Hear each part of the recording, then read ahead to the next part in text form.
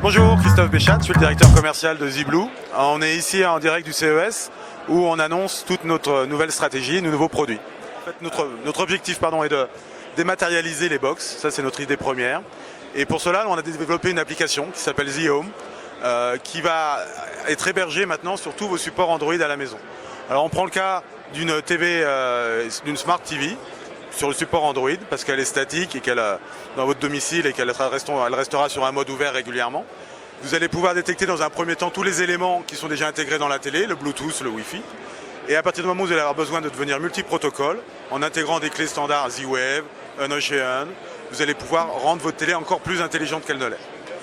À partir du moment où vous allez rentrer dans un schéma encore plus approfondi de protocole, vous allez pouvoir connecter notre clé, qui est la RFP1000, ce qui est devenu une clé multi-protocole et bifréquence.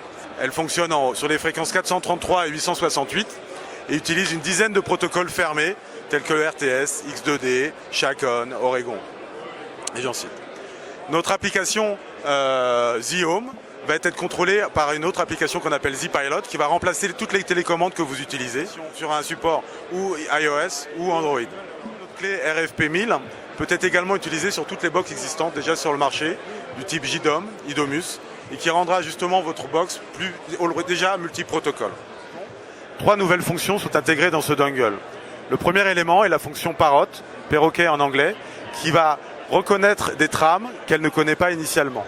Et après une formation en fait de la clé USB, vous allez pouvoir réutiliser et répliquer des trames qui n'étaient pas connues auparavant. La formation se fait par un enregistrement en fait d'une action qui va donner un résultat et ce résultat sera retransmis au moment opportun.